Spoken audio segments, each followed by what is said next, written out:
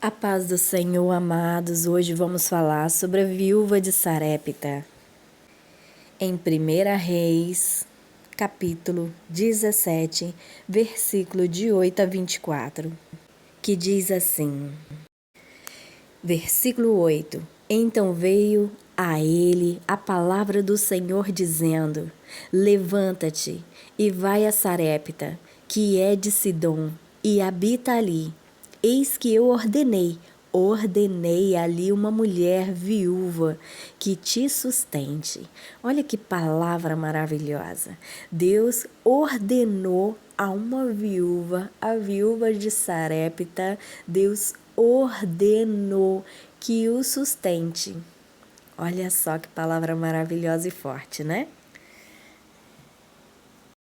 Esse versículo 9, ele é tremendo, porque essa mulher, essa viúva, ela não tinha condições de sustentar nem o filho dela. Mas olha só, Deus ordenou ela, a essa mulher, a sustentar Elias. Olha só que maravilha. Deus é poderoso. Ele vai fazer milagre aí. Vai haver um grande milagre na vida desta viúva. Deus não fez com que Elias fosse ali à toa. Imagine quantas viúvas estaria ali em Sarepta e justamente na casa de uma.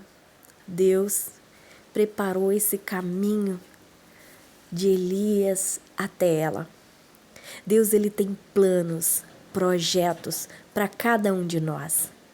E quanto mais crermos em Deus, acreditar que Ele pode todas as coisas. Porque a palavra de Deus diz que se você crer, você verá acontecer coisas maravilhosas na sua vida. Você tem que crer. Então vamos continuar a história. Versículo 10. Então Elias se levantou e se foi a Sarepta. E chegando à porta da cidade, eis que estava ali esta mulher que Deus ordenou. Uma mulher. Versículo 13. E Elias lhe disse: Não temas, vai e faze conforme a tua palavra, porém fazes disso primeiro para mim um bolo pequeno e traze-mos para fora. Depois farás para ti e para teu filho. Ele disse a palavra: não temas.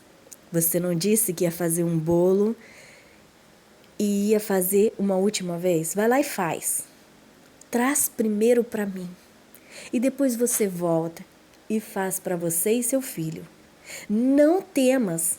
Foi a palavra que ele disse para aquela mulher. Não temas. Faça o que tem que ser feito. Muitas das vezes nós só precisamos fazer o que tem que ser feito. Porque quem vai fazer o impossível é Deus. Nós somente oramos. Quem opera o impossível é Deus. Então tudo tem que ser entregue nas mãos do Senhor. Essa mulher só tinha que ir, preparar uma porção e trazer para o homem de Deus. Ela só precisava obedecer. A obediência é melhor do que o sacrifício. Obedecer. E ela foi obediente. Então vamos continuar. Versículo 14. Porque assim diz o Senhor, Deus de Israel: a farinha da panela não se acabará e o azeite da botija não faltará, até ao dia em que o Senhor dê chuva sobre a terra. Esse versículo 14 traz uma promessa de Deus. Porque se ela crê dessa palavra que Deus está ali colocando na boca de Elias, se ela crê, Deus não irá deixar faltar o pão da mesa dela. A farinha, o azeite, nada irá faltar. Temos que crer para que nada falte na nossa mesa, na nossa casa, no nosso ser. E no versículo 15 diz: E foi ela, e fez conforme a palavra de Elias. E assim comeu ela, ele e a sua casa muitos dias, porque ela creu. Então, durante muitos dias, eles puderam comer do melhor que Deus teve para eles. E no versículo 16 diz que da panela a farinha não acabou e da botija o azeite não faltou, conforme a palavra do Senhor que falara pelo ministério de Elias. E no versículo 17 diz: E depois destas coisas sucedeu que adoeceu o filho desta mulher, da dona da casa, e a sua doença se agravou muito, até que nele nenhum fôlego de vida ficou. Esta palavra, no versículo 17, nos deixa pensar o porquê que o filho desta viúva adoeceu. O porquê. Pensa, Deus trouxe Elias para ser sustentado por essa viúva, aonde essa viúva também não tinha muito o que comer. Deus mudou o rumo da história. Deus colocou eles para ser sustentado por Deus. Deus cuidou deles. Enquanto não havia chuva, eles tinham mantimento. Então, pensa um pouco.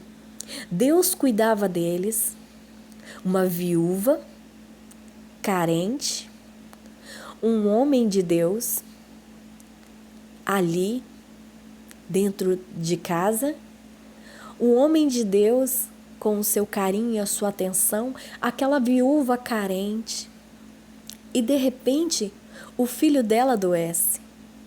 O que se dá a entender na história, porque na Bíblia não conta detalhes sobre isso, que houve algo que Deus não queria, porque não estava no plano do Senhor. E quando a mulher ou o homem ali sozinhos, talvez houve um sentimento forte, porque foi dias, muitos dias, que eles passaram juntos. O sentimento floresceu, né? O costume, porque a gente se acostuma com as pessoas, e eu acho que ali houve um costume, né? De estar ali a presença de Elias, a viúva, né? Uma família, e aí os pensamentos, né? Vêm a florescer, e nesse momento Deus freia. Deus freia aquela viúva, Deus freia Elias, e olha o que acontece. Vamos continuar a história para vocês verem. Deus freou eles. Não se sabe com detalhes na Bíblia o que aconteceu, mas como nós somos seres humanos e nós somos falhos e pecadores e amamos, né, incondicionalmente todas as pessoas que nos faz bem. Pensa aquela viúva com Elias, um profeta que deveria ser muito educado, né, deveria ser uma presença agradável, né, ambos carentes de atenção, de afeto, humano, carne e osso. E de repente Deus freia tocando no amor.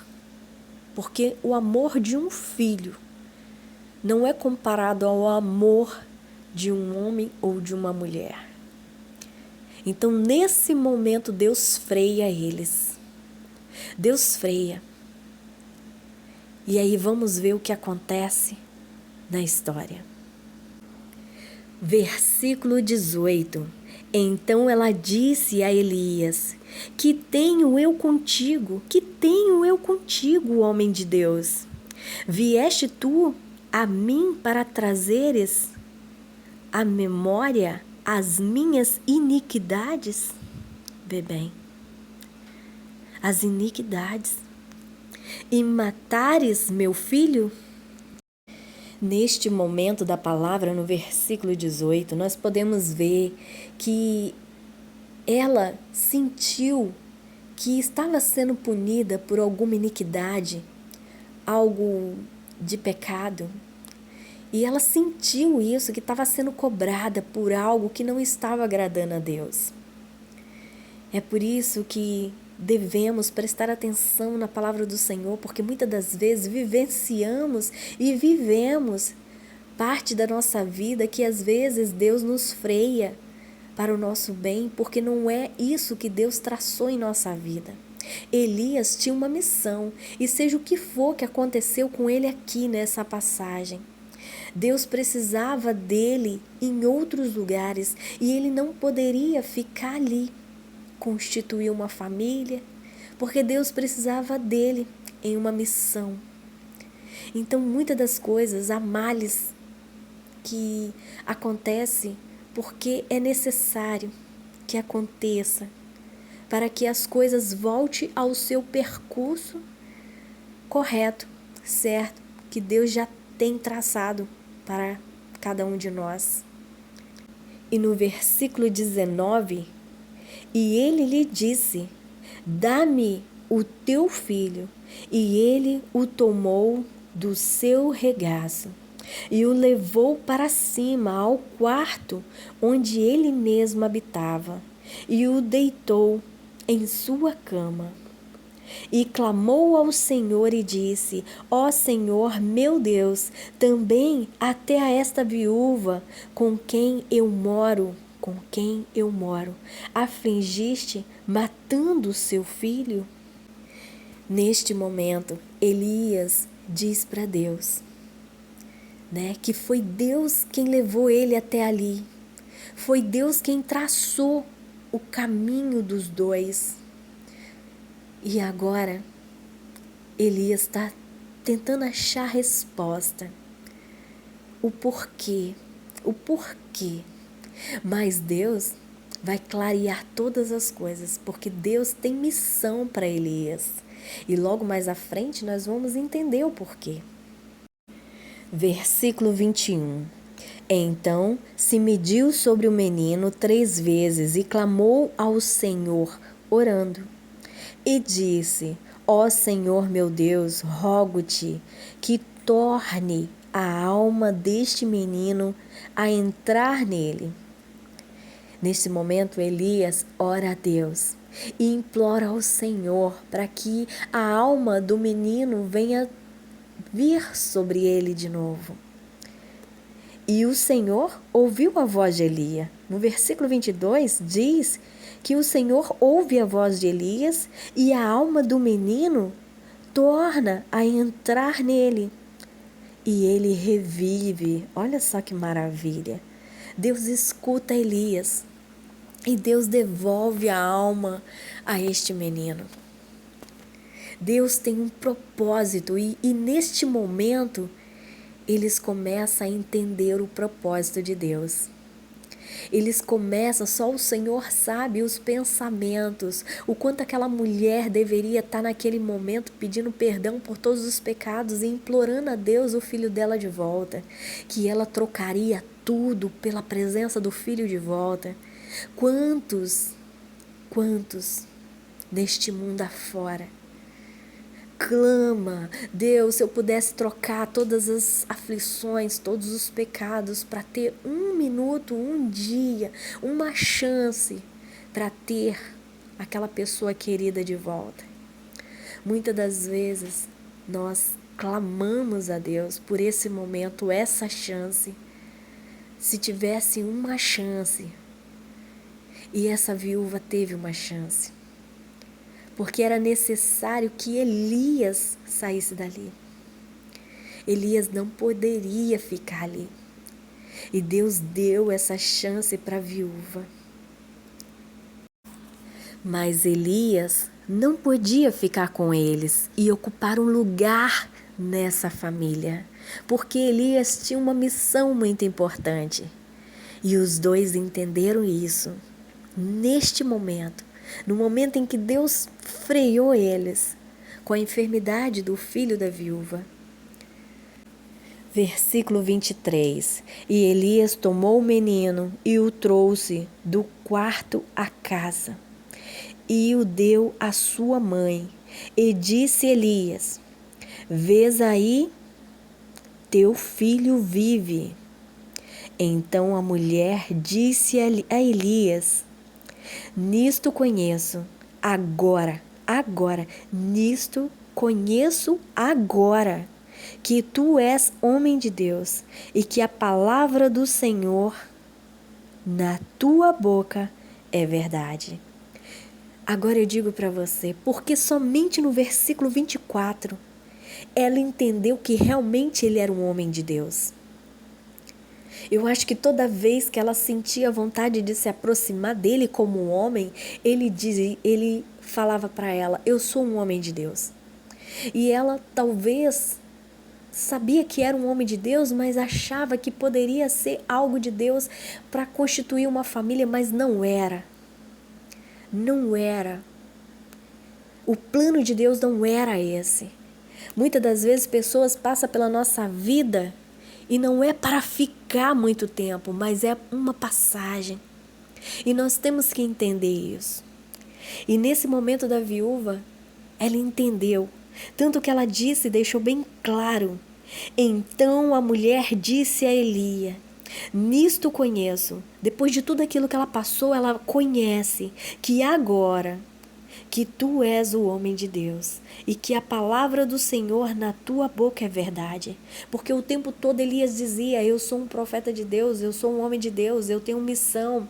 E talvez nesse momento ela não entendia. E quando Deus freou ela com a situação do filho, ela compreendeu que tudo que ele dizia era verdade e que realmente ele era um homem de Deus, mas e que naquele momento, porque ela fala: nisto conheço agora que tu és homem de Deus e que a palavra do Senhor na tua boca é verdade.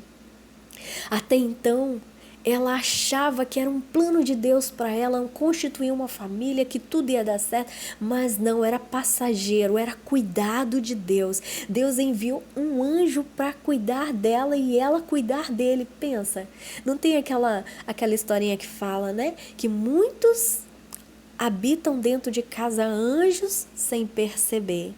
Muitos acolhem anjos sem perceber. Muitos alimenta anjos sem perceber que são anjos.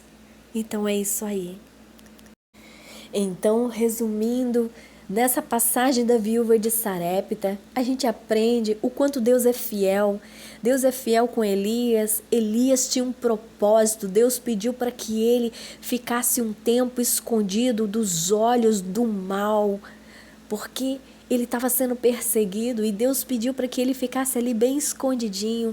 Deus já tinha preparado um lugar para ele se esconder, para ele ficar, e ali mutuamente, né, um ajudar o outro, né, numa união ali para um ajudar o outro, mas por amizade, por amor mútuo e sem ter dentro daquelas pessoas como Elias e aquela viúva um sentimento mais profundo como marido e mulher. Deus não tinha planejado isso nem para a viúva e nem para Elias, porque Elias tinha um propósito e a viúva era tão querida de Deus que Deus precisava colocar mantimento através da fé na vida dessa viúva. Tanto que essa palavra da fé, né, é quando ele pede para que ela faça o pão, né? O bolo lá faz e traz para ele primeiro. E ele disse que Deus não deixaria o azeite faltar, a farinha faltar, enquanto houvesse a falta da chuva. São promessas que ela acreditou, ela creu e ela fez. Por isso Deus cuidou dela, assim como cuidou de Elias. Mas no momento em que eles confundiram o sentimento, Deus freou. Assim eu penso. A história não aprofunda essa situação, mas mais ou menos a gente carnalmente falando e se colocando no lugar deles, pensa a carência batendo, né? Eles ficaram dias e dias e dias, meses, né? Então, se colocar ali, a gente vê que há um sentimento maior, que Deus freou eles nesse sentimento maior, de uma forma que eles reconheceram que realmente não era para ser, que Deus tinha outros planos e aceitaram, e tudo voltou ao lugar. E então Elias fica ali 3 anos e depois ele volta à ativa, porque Deus tinha planos para ele fazer coisas maiores. Então ali termina aquela passagem onde ele e a viúva se encontram, se esbarra, porque muitas das vezes na nossa vida, o nosso próximo, que a gente passa por ele, que a gente faz diferença na vida dele, muitas das vezes são passageiras. Às vezes é uma amizade tão forte que você vive durante um tempo, vamos supor 5 anos que você mora numa cidade, e aí você tem amizades ali, amizades fortes, que você passou pela vida dessas pessoas e depois você mudou para outro lugar, e aquela passagem ali por aquele tempo de 5 anos, onde você fez uma amizade, são pessoas que entrou na sua vida passageira, porque Deus teve planos para você e você acabou indo para outra cidade, mas aquelas pessoas ficaram gravadas no teu coração, no teu pensamento, né? Às vezes você está num trabalho e você gosta tanto das pessoas que estão lá e de repente você sai daquele trabalho, vai para outro melhor e você nunca vai se esquecer dessas pessoas, do seu próximo que passa por você todos os dias. Nós temos essa afinidade e muitas das vezes a gente se acostuma com essas amizades e às vezes a gente não quer ficar longe e a gente cria um vínculo maior. E é assim, a vida é essa. Na verdade, a vida é cheia de surpresa. Muitas das vezes sofremos muito porque a gente ama muito e às vezes as amizades a gente sente quando elas se afastam, quando a gente precisa se afastar dela, quando às vezes a gente trabalha demais, às vezes, né, tem família e às vezes a gente não pode estar muito perto. Isso tudo dói, isso tudo a gente sente. Mas a gente sabe que um dia passou por nós e nós temos que valorizar. E se der tempo, diga que ama, diga que sente falta. Bem, é isso que eu tenho para dizer. Cuide das pessoas que passam pela sua vida. Elas podem ser pessoas vindas amando de Deus. Então cuide bem delas. Porque Deus, Ele nos prova todos os dias como o ouro e a prata. Ele nos prova e Ele nos prova todos os dias. Ele nos prova na bondade, no amor, na caridade, na humanidade. Deus, Ele vai sempre provar a gente no amor. Um dia Ele provou Jó. E ele conseguiu provar que existe amor entre o homem e Deus. Então nós temos que fazer a nossa parte, amarmos cada vez mais uns aos outros. Amar a Deus em primeiro lugar e ao próximo como amamos a nós mesmos. Então é isso aí. Fica com Deus. A palavra do Senhor está em 1 Reis, capítulo 17, de 8 a 24, que essa palavra, que o Espírito Santo de Deus possa tocar no coração de vocês, entender a palavra e que vocês possam sentir Deus aí, tocando em vocês, conversando com vocês através dessa mensagem, dessa palavra. E se vocês gostaram, deixa aí para mim o comentário, que é muito importante para o crescimento do meu canal, do meu jeito de falar, de tudo que tiver que mudar. Eu preciso muito da opinião de vocês. Então fica com Deus, Deus abençoe, em nome de Jesus. Deus coloca as mãos poderosas sobre a vida de vocês, familiares, amigos, no trabalho. Que Deus possa cobri-los com o manto sagrado e com o sangue do Cordeiro. Em nome do Pai, do Filho e do Espírito Santo. Amém. Fica com Deus e até a próxima.